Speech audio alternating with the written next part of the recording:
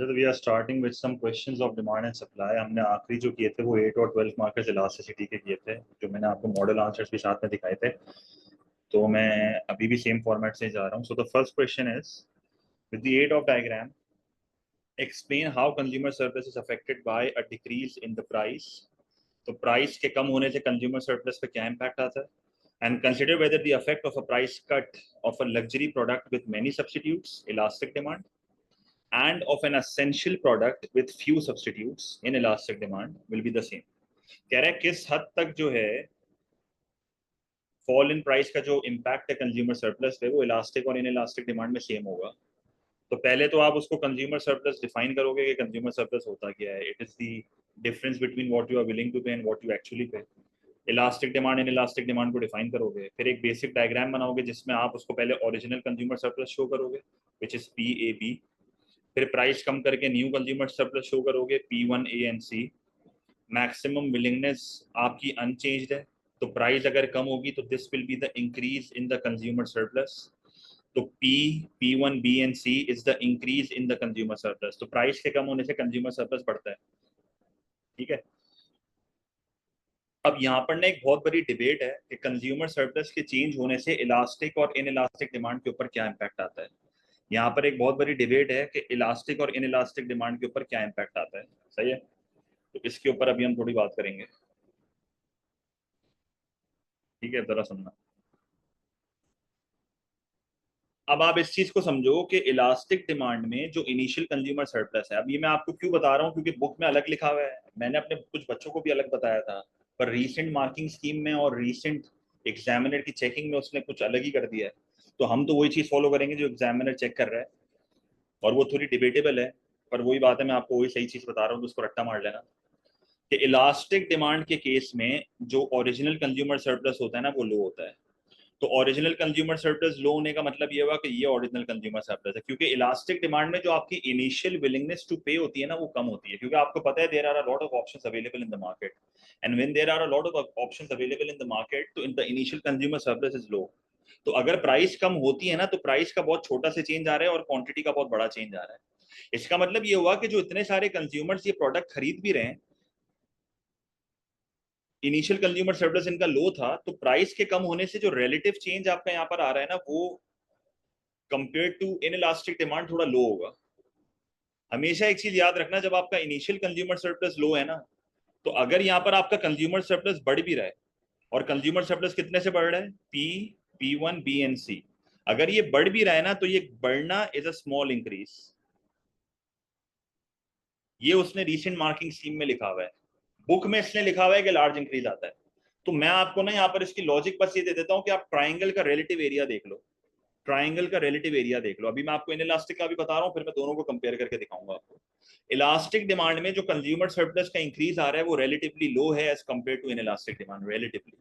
अब मैं आपको प्रूफ भी करके दे रहा हूँ। इन इलास्टिक डिमांड में आप देखो मेरा ओरिजिनल कंज्यूमर सरप्लस बहुत ज्यादा हाई है। इन इलास्टिक डिमांड में देखो मेरा ओरिजिनल कंज्यूमर सरप्लस बहुत ज्यादा हाई है। The new consumer surplus is P1AC obviously. जो चेंज इन कंज्यूमर सरप्लस है, जो चेंज इन कंज्यूमर सरप्लस है, वो जो आपका बेसिकली होगा ना, वो क्या होगा, P P1B and C। तो ये जो आपका इंक्रीज है ना, ये लार्ज इंक्रीज है। अब इसने ऐसा क्यों बोला और इसकी एक्सप्लेनेशन क्या है? एक्सप्लेनेशन वापस वही है कि यार इनिशियली इन इलास्टिक डिमांड में कंज्यूमर सरप्लस बहुत ज्यादा होता है, क्योंकि कंज्यूमर्स की विलिंगनेस टू पे बहुत ज्यादा होती है, क्योंकि ऑप्शंस कम होते हैं, तो उसको पता है मुझे फिर भी पे करना ही है। और जब प्राइस कम हो जाएगी तो कंज्यूमर सरप्लस का इंक्रीज भी लार्ज आएगा, क्योंकि इनिशियल कंज्यूमर सरप्लस लार्ज था। तो PED के फैक्टर से आप समझा दोगे तो वो मसला नहीं है। लॉजिक इसके पीछे ये है कि आप एक चीज नोट करो, आप एक चीज नोट करो कि आप जनरली अगर इस ट्राइंगल को देखो तो रिलेटिव चेंज, अगर आप इसको जज करोगे ना, तो रिलेटिव चेंज से यहाँ पर ये पता चल रहा है कि जो एरिया कंज्यूमर सरप्लस का इन इलास्टिक में आ रहा है वो ज्यादा है एज कम्पेयर टू इलास्टिक। और आप इसको अगर कंबाइन ग्राफ करके भी दिखाओगे ना, तो कंबाइन ग्राफ करके भी आपको ये चीज समझ आएगी कि इन इलास्टिक में जो कंज्यूमर सरप्लस का चेंज है वो ज्यादा है। फिर ये चीज,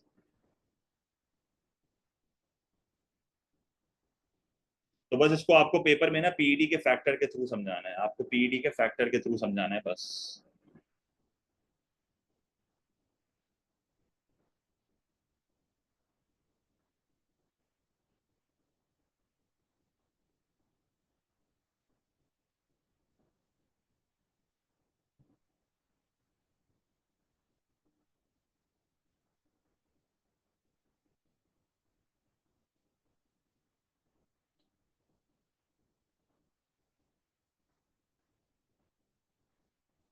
ये चीज क्लियर है।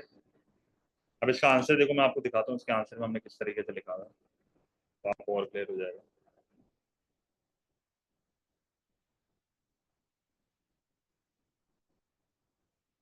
देखो ये आपका आंसर है। मैं आपको डायरेक्ट वो पैराग्राफ्स रीड करवा रहा हूँ बस। देखो ये दो पैराग्राफ्स देखो। पहले लग्जरी प्रोडक्ट ऐसे ही रीड कर लेता हूँ आपके साथ। A luxury product with many substitutes has an elastic demand where a small change in price leads to a large percentage change in quantity demanded. Initially, the consumer surplus is low as shown by PAB because consumers are unwilling to pay high prices for luxury products and can easily switch to a relatively cheaper alternative when prices rise. When the price falls from P to P1, there will be an increase in the consumer surplus as indicated by P1AC. However, due to the availability of many substitutes, the increase in total consumer surplus remains relatively small. सही है. This is because even though more units are bought, each additional unit adds only a small amount to the consumer surplus. Furthermore, since luxury products often take up a large share of income, consumers are more sensitive to price changes, making demand more elastic. But despite this, the total gain in consumer surplus is still limited due to low per unit surplus. Low per unit surplus का मतलब है क्योंकि price का इतना छोटा change आ रहा है, तो ओवरऑल कंज्यूमर सरप्लस का चेंज इलास्टिक डिमांड में लो होता है. और कंप्लीट ऑपोजिट पैराग्राफ आपका इनइलास्टिक डिमांड पे लिखा हुआ है. और इन दी एंड आपको इवैल्यूएशन इसी बेसिस पे देनी है तो कि क्या अफेक्ट सेम होगा. तो आप बोलो अफेक्ट देखो सेम होगा या नहीं होगा, ये तो पीडी पे डिपेंड करता है. तो आप देख लो यहाँ पर evaluation. In order to conclude the effect will not be the same. Although consumer surplus increases in both the cases, the extent of the increase depends on the PED. तो आगे उसको मैंने फर्दर समराइज कर दिया. फिर ये चीज. तो दिस वाज क्वेश्चन नंबर 1, जिसमें मुझे बस ये कंफ्यूजन आपकी क्लियर करनी थी. इलास्टिक डिमांड में स्मॉल चेंज है और इन इलास्टिक डिमांड में लार्ज चेंज है.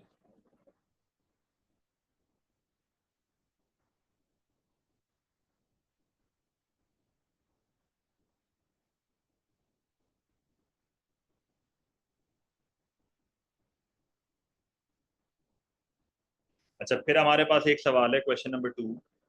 और क्वेश्चन नंबर 2 में ये कह रहा है कि explain what is meant by a market equilibrium and consider whether a market may be in state of a disequilibrium for only a short period of time.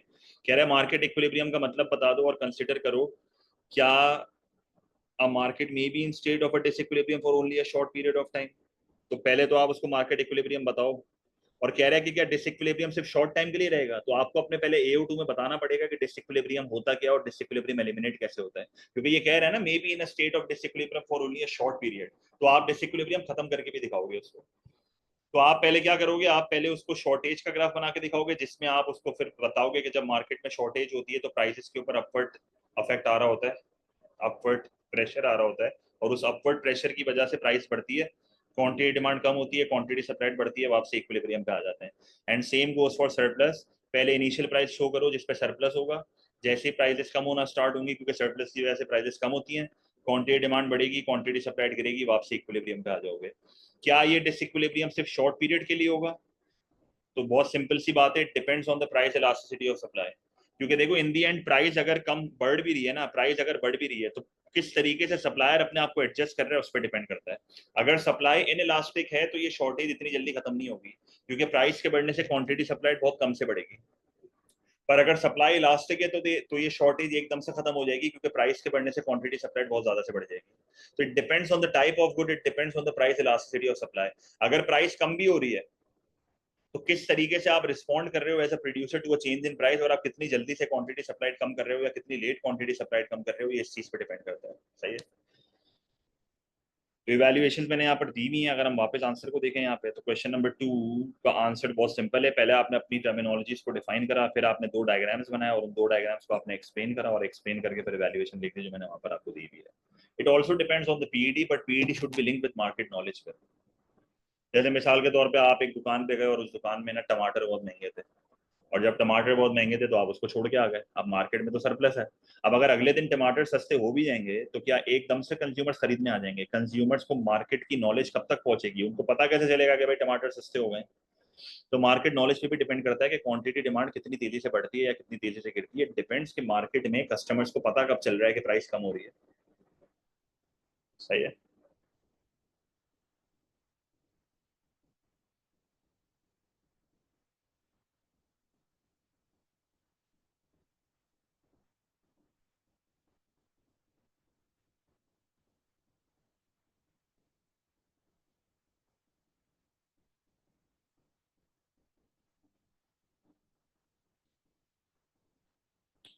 अच्छा, फिर आपका question number 3, with the help of diagram explain what is meant by a market disequilibrium and consider whether market forces would always lead to an equilibrium being restored. तो question 2 and 3 बिल्कुल same ही है। यहाँ पर आपसे वो disequilibrium के बारे में पूछ रहा है और पूछ रहा है कि मार्केट फोर्सेस किस तरीके से जो है लीड करते हैं to an equilibrium being restored. तो फिर वही बात है, यहाँ पर आपको वही जनरल एक्सप्लेनेशन उसको देनी है और पूरा आंसर सेम ही है बेसिकली। अगर मैं क्वेश्चन 3 का आंसर आपको दिखाऊं तो सेम है, वही डेफिनेशंस, वही 2 डायग्राम्स, वही 2 पैराग्राफ्स, पर इवैल्यूएशन थोड़ी चेंज होगी, पर वही अगर सेम भी रख दो तो कोई फर्क नहीं पड़ेगा, क्योंकि इन दी एंड यहाँ पर यही बोल रहा है कि क्या हमेशा इक्विलिब्रियम आएगा। तो देखो इक्विलिब्रियम तो हमेशा ही आएगा, कब आएगा ये डिपेंड करता है। मतलब शॉर्टेज से इक्विलिब्रियम और सरप्लस से इक्विलिब्रियम तो हमेशा होगा, प्राइस मैकेनिज्म का काम ही यही है, पर कब होगा ये डिपेंड करता है, कब होगा, होगा या नहीं होगा इस पे क्वेश्चन मार्क नहीं है, कब होगा, क्योंकि होना तो हमेशा ही है, होना तो हमेशा ही है। अच्छा, question number 4, explain what is meant by price controls and consider whether a maximum price imposed above the equilibrium is likely to be more effective than the one imposed below the equilibrium। तो आपको जब मैंने maximum price पढ़ाया था तो मैंने आपको ये बताया था कि maximum price is a price ceiling और maximum price is an alternative to price mechanism. मतलब जब गवर्नमेंट को मार्केट की प्राइस टू हाई लगती है तो वो मैक्सिमम प्राइस लगाती है, तो मैक्सिमम प्राइस का मकसद होता है प्राइस को कम करना, ऐसा ही है। तो आप बिलो द इक्विलिब्रियम लगाते हो टू बी इफेक्टिव, क्योंकि इस प्राइस को आप एक्सीड नहीं कर सकते। तो एक इफेक्टिव प्राइस कंट्रोल आपके इक्विलिब्रियम को खत्म कर देता है, पर एक इनइफेक्टिव प्राइस कंट्रोल अगर आप लगाओगे तो वो गलत जगह पे होगा। जैसे मैक्सिमम प्राइस का मकसद प्राइस को कम करना है, अगर आप अबव द इक्विलिब्रियम लगा दोगे तो मार्केट तो वापसी फॉल बैक कर जाएगी टू इक्विलिब्रियम, क्योंकि प्राइस इससे ऊपर नहीं जा सकती, इससे नीचे तो जा सकती है ना। अगर इसके नीचे ही इक्विलिब्रियम है तो मार्केट खुद फॉल बैक कर जाएगी। So if an ineffective price control is imposed, the price mechanism is still operational. So which is more effective? The more effective is the one which is below the equilibrium। पर आपको याद होना चाहिए कि below the equilibrium वाले में भी मसले होते हैं, क्योंकि जब आप below the equilibrium एक मैक्सिमम प्राइस लगाओगे तो मार्केट में क्या क्रिएट हो जाएगी, मार्केट में शॉर्टेज क्रिएट हो जाएगी। अब इस शॉर्टेज से गवर्नमेंट कैसे टैकल करती है इस चीज पे डिपेंड करता है कि ये कितना इफेक्टिव है। सही है। तो देखो पहले प्राइस कंट्रोल को डिफाइन करा, फिर मैंने इक्विलिब्रियम डिसइक्विलिब्रियम को डिफाइन करा, 2 डायग्राम्स बनाए, एक अफेक्टिव एक इनअफेक्टिव, दोनों को अलग अलग डायग्राम्स में समझा दिया, और फिर एंड में बोल दिया कि भाई कितना अफेक्टिव होगा ये डिपेंड करता है कि भाई कि गवर्नमेंट किस तरीके से शॉर्टेज को हैंडल करती है, क्योंकि even an effective maximum price leads to a shortage, and when it leads to a shortage so this creates a lot of issue for the government। so how the government is able to control these issues, इस पे आपकी evaluative comment होगी।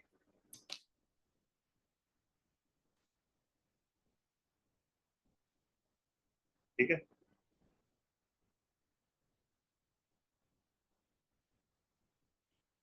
Question number 5, explain what is meant by maximum price and consider whether the only way to correct any disequilibrium caused by this price control is to remove the price control। कह रहा है कि इस maximum price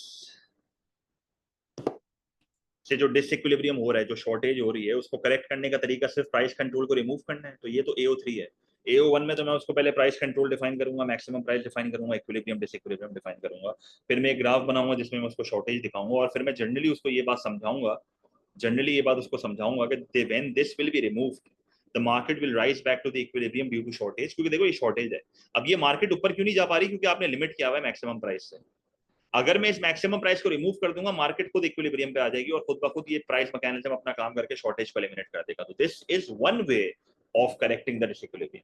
the other way is very simple, कि अगर मैं किसी तरीके से सप्लाई बढ़ा दूं, जैसे मैं प्रोड्यूसर्स को सब्सिडी देके सप्लाई बढ़ा दूं और मैं सप्लाई को यहां पर ले आऊं, जब मैं सप्लाई को यहां पर ले आऊंगा तो क्वांटिटी सप्लाइड और क्वांटिटी डिमांडेड इक्वल हो जाएंगे, तो पूरा डिसइक्विलिब्रियम खत्म हो गया। तो there is also one more way जिसके थ्रू आप क्या कर सकते हो कि आप सप्लाई बढ़ा के सब्सिडी दे दो, सब्सिडी दे दो, सप्लाई बढ़ जाएगी और आपकी QD और QS इक्वल हो जाएंगे और आपकी सरप्लस शॉर्टेज एलिमिनेट हो जाएगी।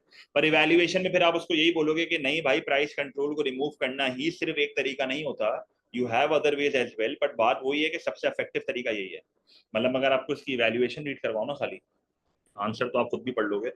In order to conclude, removing price control is not the only way to correct the disequilibrium in the market. Subsidies can help restore equilibrium by increasing supply. However, subsidies come with drawbacks. such as high administrative costs for the government and taxpayers, while the maximum price keeps costs low for consumers. The subsidy shifts the financial burden to the taxpayers. Thus, the decision depends on balancing the benefits and costs. तो overall जो सबसे effective तरीका है वो removing the price control ही है, अगर आप generally इस चीज को देखो.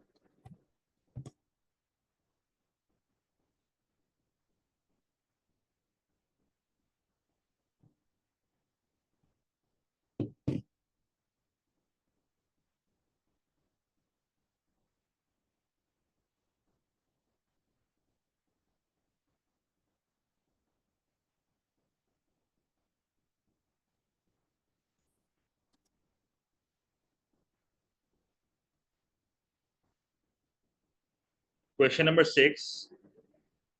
Discuss the advantages and disadvantages associated with maximum price and assess whether it is likely to be effective. कह रहा है drawbacks and एडवांटेजेस डिस्कस करो ऑफ मैक्सिमम प्राइस और असेस करो कि क्या कौन सा ज्यादा इफेक्टिव है, वेदर मतलब क्या मैक्सिमम प्राइस इफेक्टिव है. तो पहले तो प्राइस कंट्रोल डिफाइन करके मैक्सिमम प्राइस को डिफाइन करो. अब देखो ये ग्राफ में पूरा आपको रिवाइज नहीं करवा सकता, आपको टॉपिक याद होना चाहिए. अगर नहीं भी टॉपिक याद है ना तो रिवाइज कर लेना.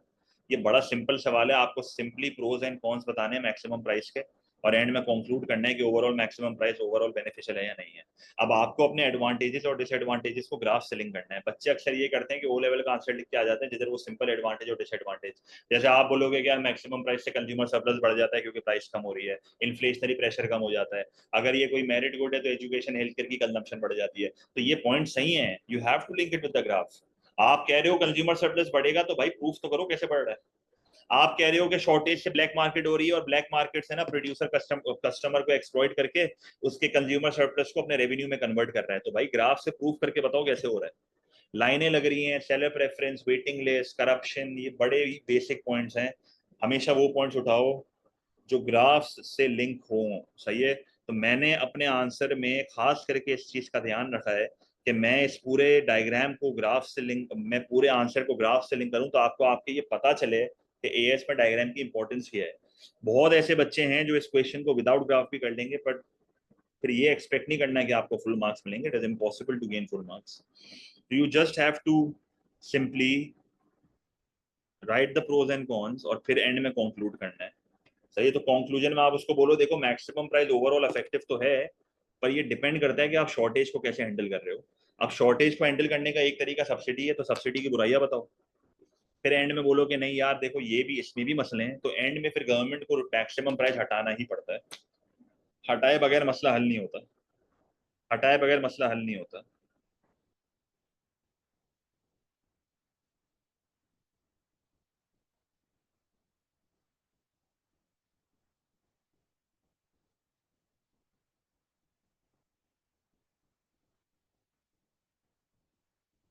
दे दे चीज.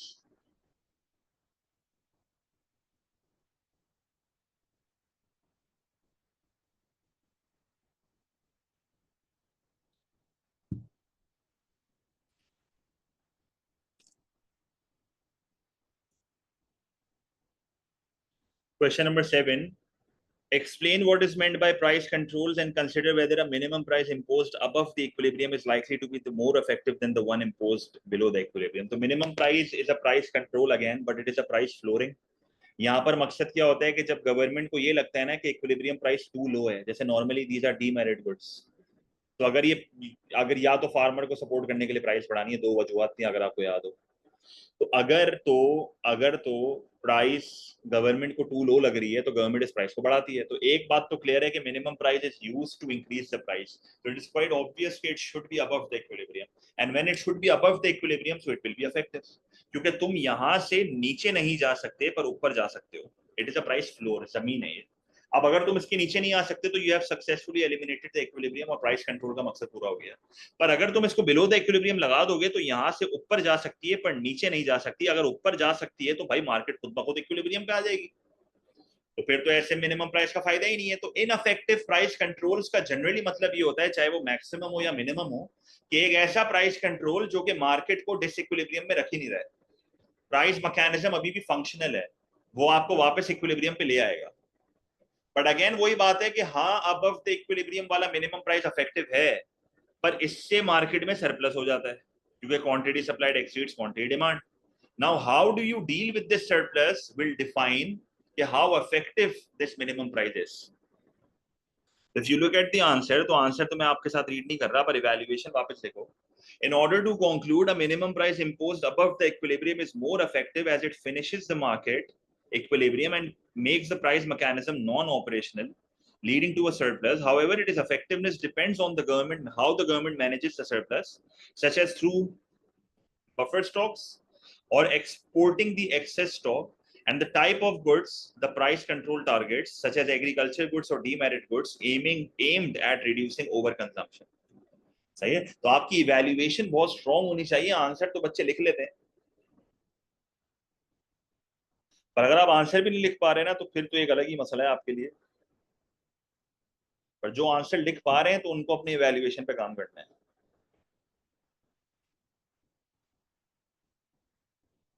Now this is June 23 paper 2 variant 1 with the help of a diagram assess question number 8.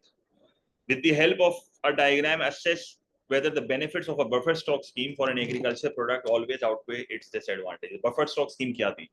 Buffer stock scheme basically ये होती है कि गवर्नमेंट फार्मर्स की मदद करने के लिए मिनिमम प्राइस लगाती है. और वो मिनिमम प्राइस क्यों लगाती है?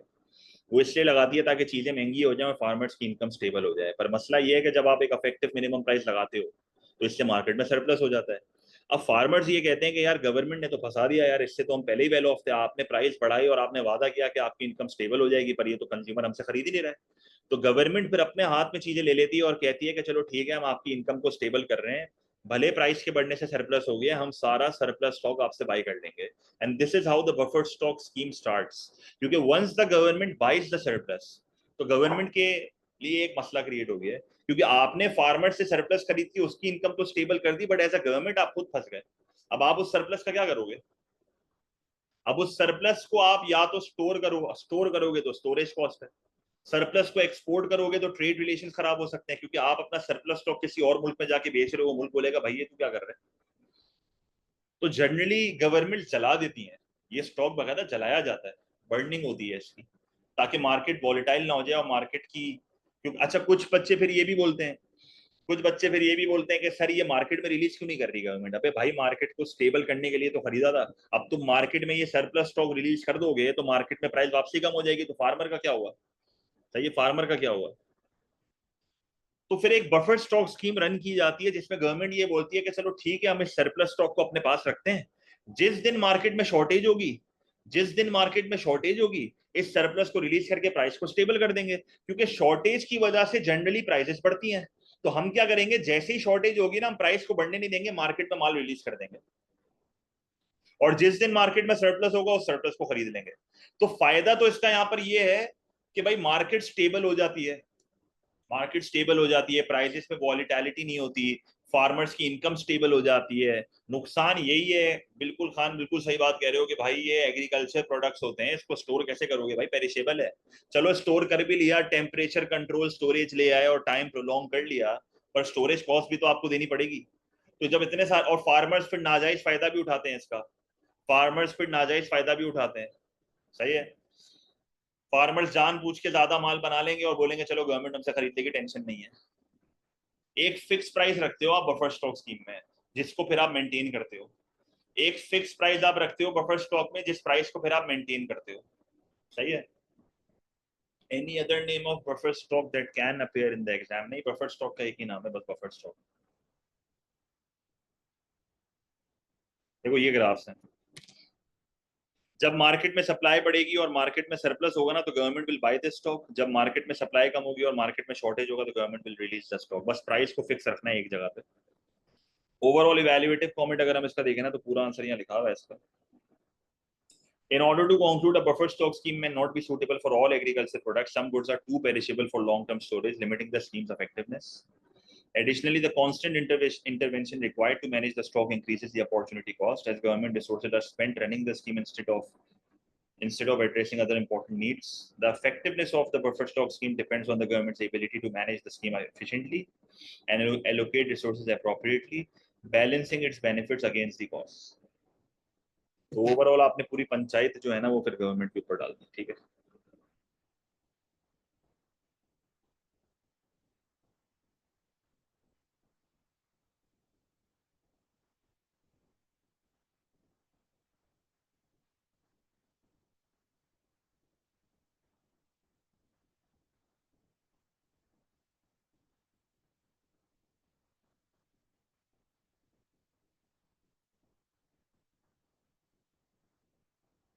नहीं, पाकिस्तान में नहीं होती।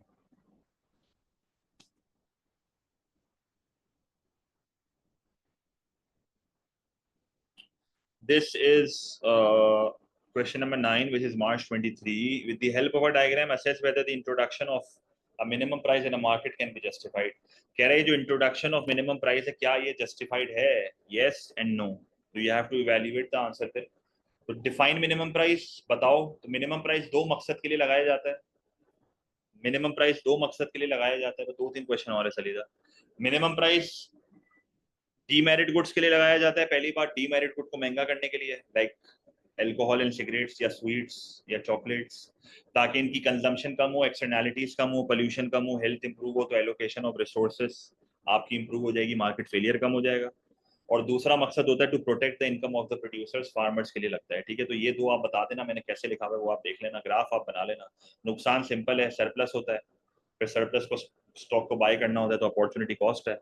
जनरली अगर आप डीमेरिट गुड पे भी लगा दोगे तो ब्लैक मार्केटिंग शुरू हो जाती है, सस्ते में बिकना शुरू हो जाता है. डीमेरिट गुड्स की डिमांड इनइलास्टिक है, तो प्राइस के बढ़ने से क्वांटिटी कम से गिरती है. अगर गलत जगह पे मिनिमम प्राइस लगा दिया तो भी मसला है. अब इतने सारे पॉइंट्स तो जारी नहीं लिखोगे, 3 वर्सेस 2 या 2 वर्सेस 2 करना, डिटेल में पॉइंट्स को समझाना विद डायग्राम और फिर इवैल्यूएशन पे आना. बोल लो ओवरऑल मिनिमम, अब इवैल्यूएटिव कमेंट भी दो हैं.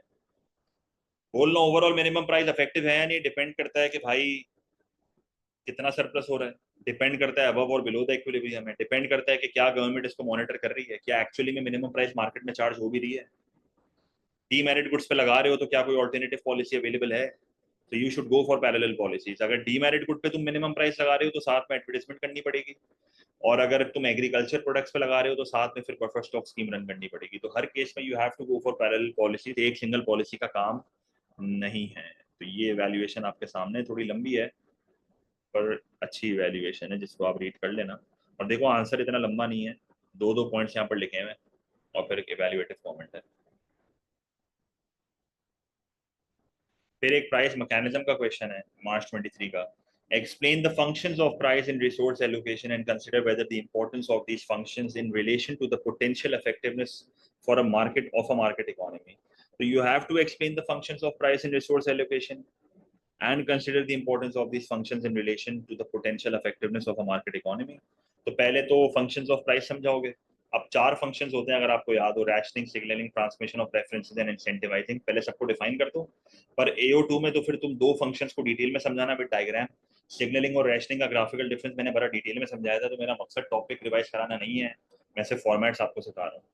तो ये दो डायग्राम यहाँ पर आएंगे. डिमांड के इंक्रीज से दोनों का फर्क बता देना, डिमांड के इंक्रीज से दोनों का फर्क बता देना, और एंड में बताना कि किसकी कितनी इफेक्टिवनेस है ना मार्केट इकोनॉमी. तो मार्केट इकोनॉमी वो है जहाँ पर से प्राइवेट सेक्टर होता है. तो अगर हम इसकी इवैल्यूएशन देखें ना, in order to conclude, the price mechanism plays an important role in efficient resource allocation in a market economy. However, the effectiveness of the price mechanism depends on the availability of accurate market information and the absence of market imperfections. In market failures such as externalities or the misallocation of merit and demerit goods occur, prices may not reflect the true value of goods. Merit goods are overcharged, demerit goods are overcharged, undercharged. तो क्या ये चीजें आपको price show कर रही है? मतलब एक सिंपल इक्विलिब्रियम क्या आपको ये बता रहा है कि प्राइस टू हाई है या टू लो है? वो तो गवर्नमेंट जब प्राइस कंट्रोल लगाती है फिर पता चलता है. क्या ये क्वांटिटी आपको ये बता रही है कि ये अंडर एलोकेटेड है या ओवर एलोकेटेड है? ये तो बाद में आपको पता चलता है गुड कौन सा है. There are very misinterpretation अगर आप उस ग्राफ को देखो. तो कुल मिला के AO1 में आपने सिंपली डेफिनेशन दी है, AO2 में आपने दो फंक्शंस को डिटेल में एक्सप्लेन करा है, और AO3 में फिर आपने सवाल को जवाब दिया है कि इसकी potential effectiveness in a market economy क्या है. तो you can not rely completely on the price to run the market. You need government intervention and you need constant government intervention. फिर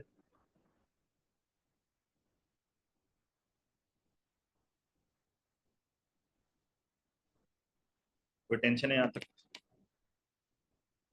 अब वैसे तो ये 17 क्वेश्चंस हैं, तो इंशाल्लाह 7 क्वेश्चंस और फिर मार्केट फेलियर के क्वेश्चंस मैं आपको नेक्स्ट क्लास में कराऊंगा. ठीक है, in the last class we are doing some demand and supply के क्वेश्चंस, तो वही सवाल जो है वो मैं कंटिन्यू कर रहा हूँ. क्वेश्चन नंबर 11 हमें करना है अभी. 17 क्वेश्चन है टोटल ये. तो question number 11 says with the aid of a diagram explain what is meant by consumer surplus and consider whether the consumer surplus will reduce by the same amount of percentage for goods with price elastic demand और price in elastic demand when an indirect tax is imposed. तो पहले तो यहाँ पर आपको basic consumer surplus बताना है, indirect tax के बारे में बताना है, इलास्टिक इन इलास्टिक डिमांड क्या होती है वो बताना है, फिर आपको बेसिक समझाना है कि इनडायरेक्ट टैक्स से होता क्या है, गवर्नमेंट सप्लायर पे लगाती है ताकि उसकी कॉस्ट बढ़ जाए, सप्लाई कम हो जाए, बर्डन पास हो जाए on to the consumer, price बढ़ जाए, क्वांटिटी कितने से कम होगी पीडी पे डिपेंड करता है, कंज्यूमर सरप्लस जाहिर सी बात है लाजमी कम होगा क्योंकि प्राइस कम हो रही है। क्योंकि अगर आप इस ग्राफ को भी देख लो, मैंने एक इन इलास्टिक डिमांड बनाया हुआ है और एक इन इलास्टिक डिमांड, अब ये AO2 है बेसिकली, मैं बता रहा हूँ कि भाई रिड्यूस किस तरह हो रहा है इलास्टिक इन इलास्टिक में, फिर इवैल्यूएशन में उसको बताऊंगा कि सेम है कि नहीं है। कंज्यूमर सरप्लस रिड्यूस तो लाजमी हो रहा है, ये बात तो क्लियर है। तो पहले आपने एक सप्लाई बनाया, एक डिमांड बनाया, एक प्राइस निकाली, एक क्वांटिटी निकाली, so this is the original consumer surplus which is PAE and which is very high because the demand is inelastic, because the consumer's willingness to pay is high in the case of inelastic demand, क्योंकि उनको पता है कि हमारे पास इतने options market में available नहीं है। तो initial consumer surplus in elastic demand में हाई होता है। जैसी सप्लाई कम होगी, the burden will be passed on to the consumers in the form of higher prices, but since the demand is inelastic, the quantity will contract by a smaller percentage. Now the new consumer surplus is PAE1, तो P1, A और E1, तो loss of consumer surplus ये। Now this loss of consumer surplus is large because the initial consumer surplus was high। तो इससे क्या हो रहा है कि consumers जो है अभी भी गुड खरीद रहे हैं पर बहुत ज्यादा प्राइस पर खरीद रहे हैं, तो उनका कंज्यूमर सरप्लस जो फॉल हो रहा है वो बहुत बड़ी अमाउंट से हो रहा है। तो पीईडी के फैक्टर के साथ इसको एक्सप्लेन करना होगा और एंड में तुम यही बोलोगे कि यार ये जो कंज्यूमर सरप्लस कम हो रहा है ना, ये सेम परसेंटेज से नहीं होगा क्योंकि इलास्टिक डिमांड का अलग सीन होता है और इलास्टिक डिमांड का अलग सीन होता है। क्योंकि आप इलास्टिक डिमांड का भी ग्राफ अगर यहाँ पर देख लो तो इलास्टिक डिमांड में आपने एक सप्लाई बनाया, एक डिमांड बनाया, प्राइस और क्वांटिटी निकाली, तो initial consumer surplus was this which is quite low because elastic demand में you have a lot of options, तो आपकी विलिंगनेस टू पे इतनी हाई नहीं होती। तो इनिशियल कंज्यूमर सरप्लस बहुत लो है व्हिच इज PAE। सप्लाई कम हुई तो प्राइस कम से बढ़ी, क्वांटिटी ज्यादा से गिरी। अब मोर और लेस अगर देखा जाए तो क्वांटिटी तो चलो बहुत ज्यादा से गिर रही है पर प्राइस बहुत कम से बढ़ रही है, तो जो फॉल इन कंज्यूमर सरप्लस है ना वो बहुत कम होगा क्योंकि प्राइस में इतना चेंज नहीं आ रहा है। So the loss in consumer surplus is smaller in the case of elastic demand. Again PED के फैक्टर के साथ समझा देना और इन ऑर्डर टू कंक्लूड बोल देना कि it will not reduce by the same proportion because it depends on the price elasticity of demand and the amount of indirect tax imposed। मतलब अगर इसका आंसर मैं आपको दिखाऊं तो देखो ये पहले डिफाइन करना है, फिर दो डायग्राम्स बनानी है। पहले तो बेसिक आपको समझाना है कि इनडायरेक्ट टैक्स ग्राफ को करता क्या है, और फिर आपने देख लो कि इनइलास्टिक डिमांड में आपने उसकी चीज बता दी कि consumer surplus will reduce by a large amount, और इलास्टिक डिमांड में the consumer surplus will reduce by a small amount. तो ये दो पैराग्राफ्स आपके लिए तैयार हुए हैं AO2 के। इनको शॉर्ट अगर आप करना चाहो तो आप कर सकते हो। देखो मेरा आंसर अगर आपने 80-70% भी मैच कर लिया ना, you are good to go. तो मेरे आंसर थोड़े एक्सटेंसिव होंगे पर अगर आप उसको 80-70% भी मैच कर लेते हो ना तो इनफ है। और फिर इवैल्यूएशन में आपने कह दिया कि in order to conclude the reduction in consumer surplus due to an indirect tax will not be the same proportion for all goods. The extent of the decrease depends on the price elasticity of demand. If PED is elastic, a small price increase causes a contraction by a larger percentage in a relatively small reduction in consumer। Large और small वाली comparison यहाँ पर आपको उसको देने हैं, ठीक है।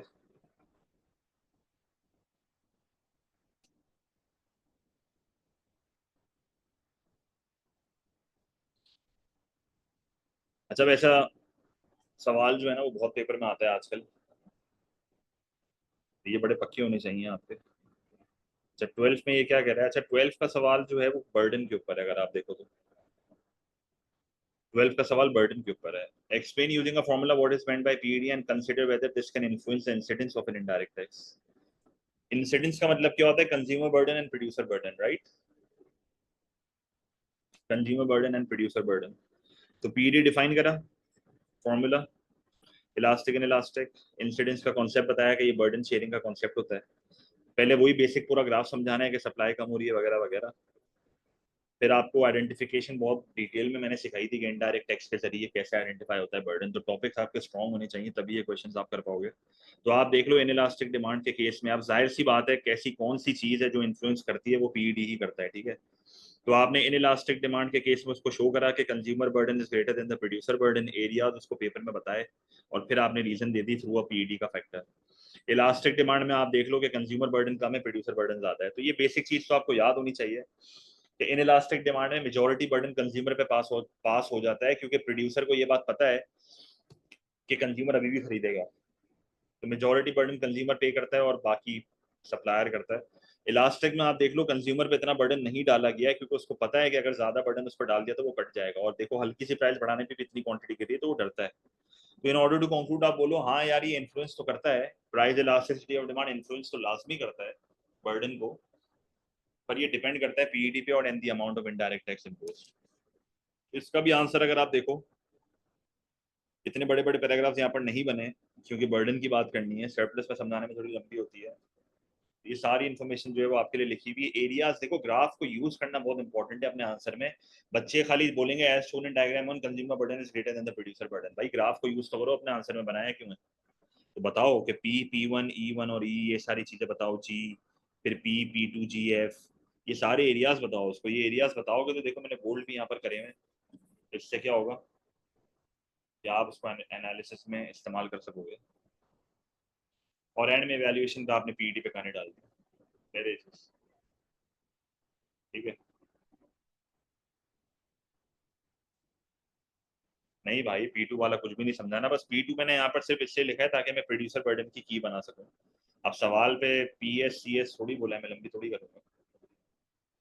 नहीं नहीं, वो तो कंज्यूमर सरप्लस प्रोड्यूसर सरप्लस के लिए यूज होता है वो,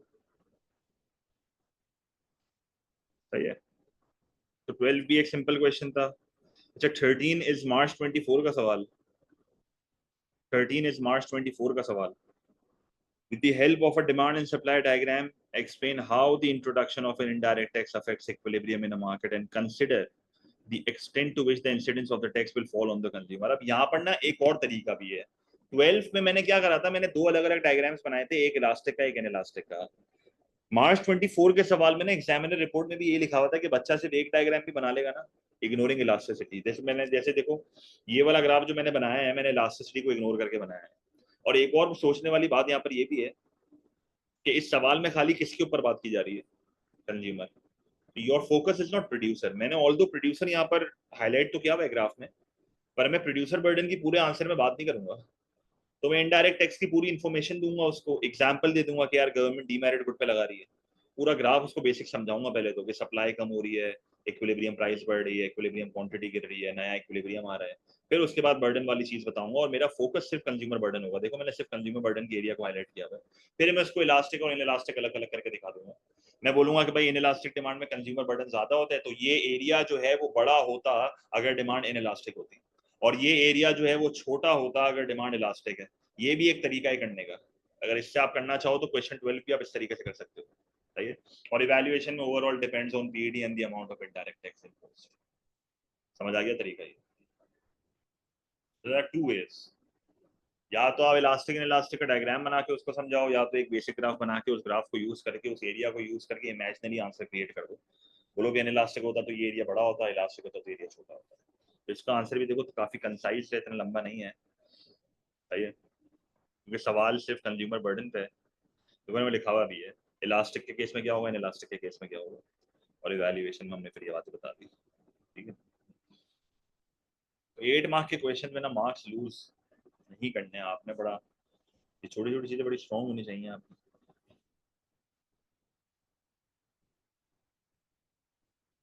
क्वेश्चन नंबर 14 में क्या कह रहा है, 14 में कह रहा है taxes are often placed on manufactured products even those that are necessities with few substitutes inelastic demand. Assess whether the incidence of a tax on a manufactured product always falls mainly on the producer। 12 mark का सवाल है, थोड़ा unique question है ये, वापस पढ़ो सवाल। Taxes are often placed on manufactured products, even those that are necessities with few substitutes in elastic demand। तो elastic तो मुझे फिर भी बताना है, 12 मार्क का सवाल है, टू साइडेड होगा। Assess whether the incidence of a tax on manufactured product always falls mainly on the producer। Now since it is a 12 mark का क्वेश्चन तो आपको बड़ा स्मार्ट यहाँ पर प्ले करना होगा। मतलब मैं खाली आपको डायग्राम्स यहाँ पर बना रहा हूँ, आप कौन सी बनाओगे, और इस आंसर में आप प्राइस इलास्टिसिटी और सप्लाई को भी इन्वॉल्व कर सकते हो। आपको याद होगा एक डेटा रिस्पॉन्स मैंने आप लोगों को कराई थी प्लास्टिक वेस्ट वाली, याद है? प्लास्टिक वेस्ट वाली वेबसाइट वेबसाइट बोल रहा हूँ, क्वेश्चन में मैंने आपको ये चीज सिखाई थी कि आप पीईएस को कैसे इन्वॉल्व कर सकते हो। जैसे मैं एक डायग्राम ऐसी बना सकता हूँ जिसमें मैं इन इलास्टिक डिमांड रखूंगा और इलास्टिक सप्लाई रखूंगा। मेरा फोकस इलास्टिक सप्लाई नहीं होगा क्योंकि मुझे पता है कि इन इलास्टिक डिमांड में the consumer burden is greater than the producer burden. और वही लॉजिक अप्लाई रहेगी, लॉजिक चेंज नहीं होगी। तो अगर मैं यहाँ पर ग्राफ आपको बना के दिखाऊं तो कोई टेंशन नहीं है। यहाँ पे आप वाई एक्सिस पे सबसे पहले लिखोगे प्राइस, ब्रैकेट में लिखोगे पी, एक्स एक्सिस पे लिखोगे quantity traded, this is origin. फिर क्या करोगे कि एक इन इलास्टिक डिमांड कर्व बनाओगे और एक इलास्टिक सप्लाई कर्व बनाओगे।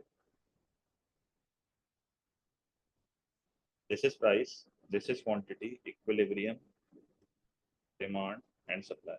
अब आप क्या करोगे, सप्लाई को करोगे पीछे की तरफ शिफ्ट। जब सप्लाई पीछे की तरफ शिफ्ट करोगे तो ये आपका हो जाएगा S1।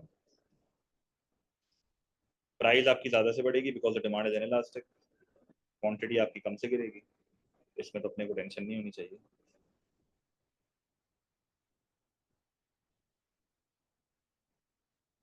इक्विलिब्रियम।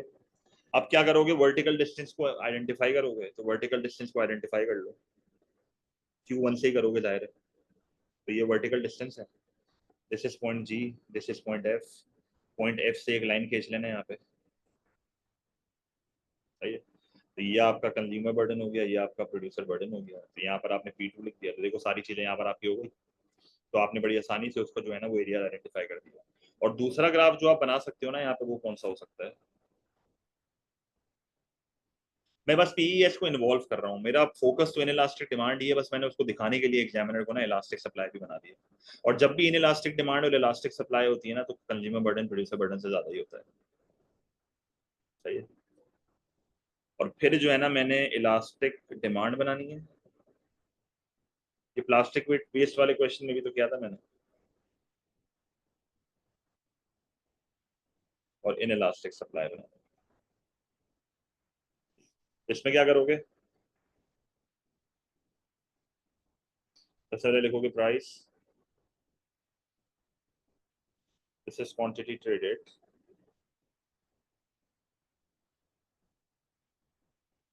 तो क्या करोगे, एक फ्लैटर डिमांड का बनेगा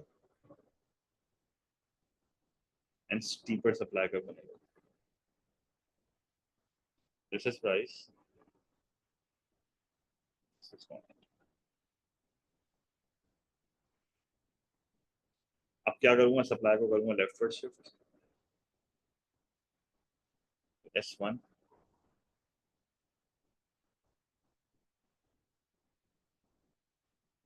प्राइस जो है वो कम से बढ़ रही है, क्वांटिटी जो है वो ज्यादा से गिर रही है। तो प्राइस P से P1 कम से आ रही है, क्वांटिटी Q से Q1 ज्यादा से आ रही है, इक्विलिब्रियम इवन है। अब वही बात है, Q1 से फिर आप आइडेंटिफाई कर लेना उसको, this is the vertical distance, this is point G and this is point F। तो ये आपका कंज्यूमर बर्डन है, यहाँ से लाइन खींच दो P2, ये आपका प्रोड्यूसर बर्डन है, सही है। पीएस अगर ना भी शो करो मसला नहीं है, मतलब आंसर का स्टैंडर्ड इंप्रूव करना सिखा रहा हूँ आपको। तो अपने पूरे 12 मार्क में विद एग्जांपल्स आपको टू साइडेड पहले उसको ये दो ग्राफ्स बना के समझाने, और इवैल्यूएशन में आपको बताना है कि क्या हमेशा प्रोड्यूसर पे गिरेगा। तो देखो किस तरीके से इवैल्यूएशन होगी, चेक करते हैं अगर।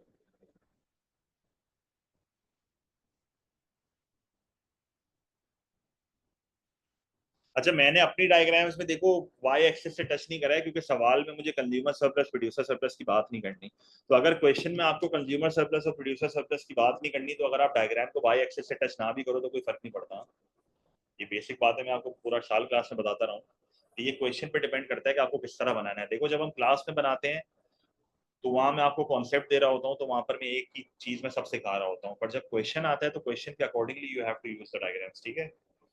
तो अगर कंज्यूमर सरप्लस प्रोड्यूसर सरप्लस की बात नहीं करनी है ना आंसर में, तो फिर वाई एक्सिस से टच करने का वो नहीं लेना बर्डन, आराम से अपने हिसाब से बनाओ। तो आंसर में आप देख लो, मैंने इन दोनों ग्राफ्स को पूरा तरीकों से समझाया हुआ है। इवैल्यूएशन आप रीड कर लो, इवैल्यूएशन रीड कर लो इसकी एक बार, रीड करो जरा, 1 मिनट दे रहा हूँ।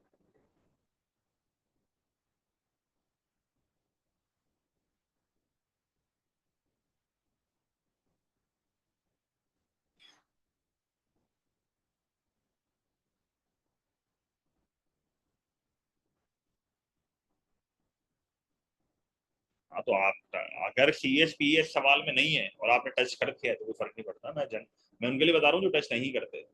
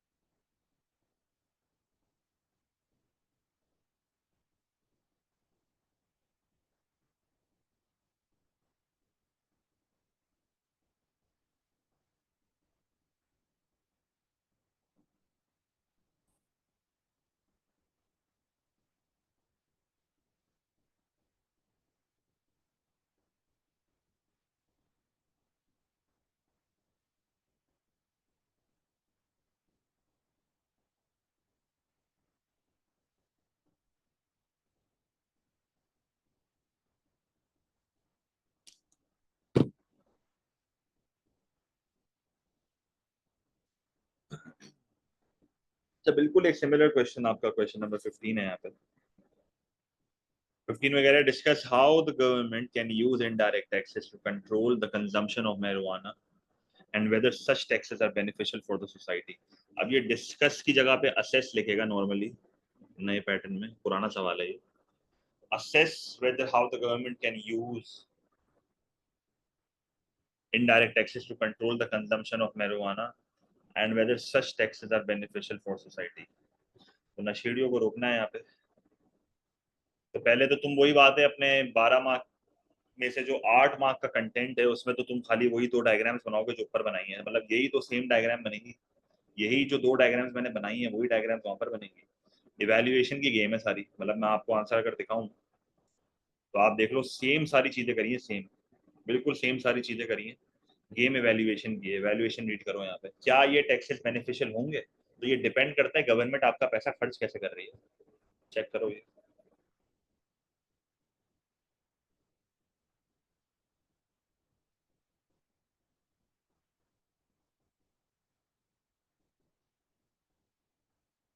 तो इन क्वेश्चन से ना ये है कि आपको ग्राफ और उनकी एक्सप्लेनेशन वगैरह समझ आ जाएंगी। एएस में इतना रट्टा मारने की जरूरत होती नहीं है एज कम्पेयर टू ए2। तो एएस में इतना रट्टा नहीं है, एएस में आप अपने ओन वर्ड्स में काफी अच्छी चीजें समझा सकते हो। एएस में मैं कभी भी मॉडल आंसर से देता था, ये मैं पहली बार दे रहा हूँ, वरना मुझे जरूरत नहीं पड़ी है आज तक। आज इस साल के बच्चे थोड़े नल्ले थे, पीछे पड़ गए थे, वरना मेरे से इतना मांगते नहीं थे बच्चे कभी भी। या तो मेरे में कोई फॉल्ट आ गई है। खैर एनीवे, ठीक तो हो गया मसला। तो इसको यूज कर लेना आंसर।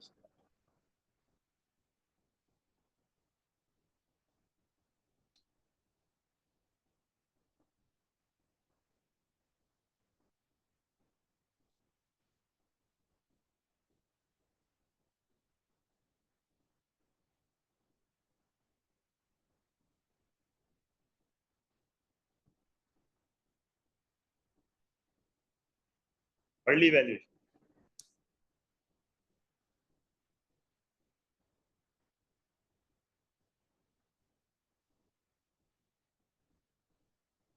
हाँ लिख सकते हो आरएस।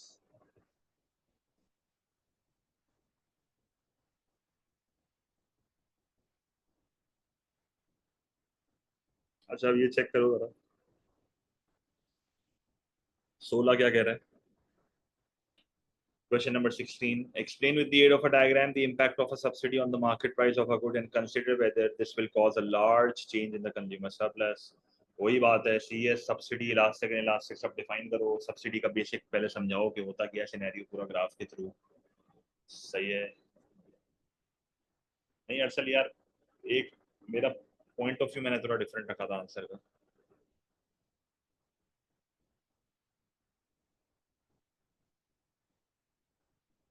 अच्छा फिर आपने जो है वो बेसिकली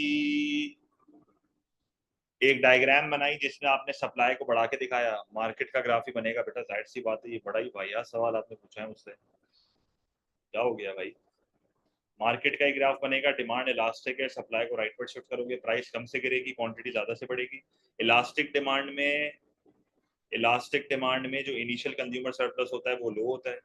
तो इलास्टिक डिमांड में जब इनिशियल कंज्यूमर सरप्लस लो होता है तो चेंज इन कंज्यूमर सरप्लस भी लो आता है, since price is falling by only a small percentage. So you just have to simply explain this. फिर आपको इनइलास्टिक डिमांड वाली समझानी है कि इनइलास्टिक डिमांड में जो गेन, अब जाहिर है इनडायरेक्ट टैक्स का ऑपोजिट ही हो रहा है ये। वहां पर कंज्यूमर सरप्लस फॉल हो रहा था, यहाँ राइज हो रहा है। यहाँ पर जो राइज हो रहा है वो कम से राइज हो रहा है, और इनइलास्टिक में जो राइज हो रहा है वो ज्यादा से हो रहा है, क्योंकि इनिशियल कंज्यूमर सरप्लस ही हाई होता है इनइलास्टिक में। और एंड में फिर आपने वही बोल दिया कि नहीं भाई हमेशा लार्ज नहीं होता, ये डिपेंड करता है पीईडी के ऊपर। और डायरेक्टली अगर मैं आपको आंसर दिखाऊं ना इसका, तो दो डायग्राम्स आपने बनानी है, सारी चीजों को डिफाइन करना है, दो ग्राफ्स को अलग अलग समझाना है, ये आपकी इवैल्यूएशन है। तो ये बिल्कुल ही इनडायरेक्ट टैक्स के क्वेश्चंस की तरह ही हुई है अगर हम देखें तो। ठीक है बेटा, जून 24 के आंसर डाल तो दिए जो पेपर कराया था यार, मैसेज देखते नहीं हो ग्रुप पे। मेरा ब्लड प्रेशर हाई करता है सवाल पूछ के।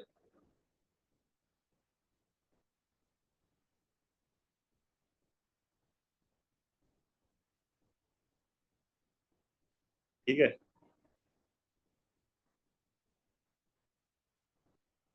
अच्छा, फिर आपके पास जो है एक और क्वेश्चन यहाँ पर हमारे पास है, दैट इज क्वेश्चन नंबर 17। और 17 का जो क्वेश्चन है वो खाली इंसिडेंस के ऊपर है कि explain what is meant by the incidence of a subsidy. तो सब्सिडी का इंसिडेंस होता है बेनिफिट शेयरिंग का concept, consumer benefit, producer benefit. And consider whether consumers and producers will equally benefit, क्या इक्वली बेनिफिट होगा when a subsidy is provided to a market for essential transport.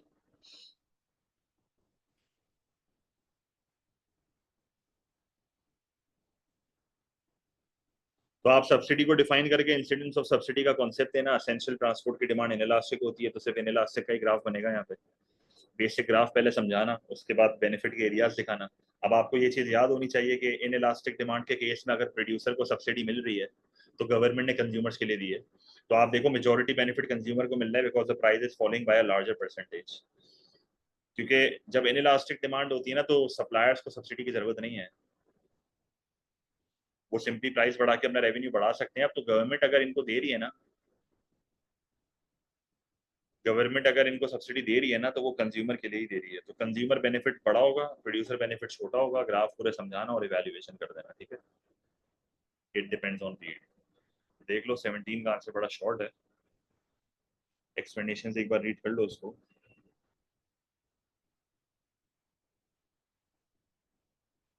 सही है।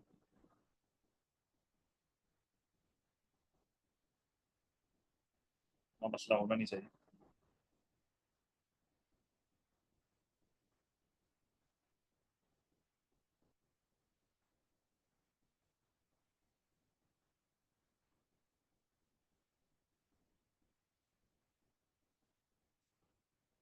ये आपके डिमांड एंड सप्लाई के ना 17 सवाल थे जो हमने कर लिए।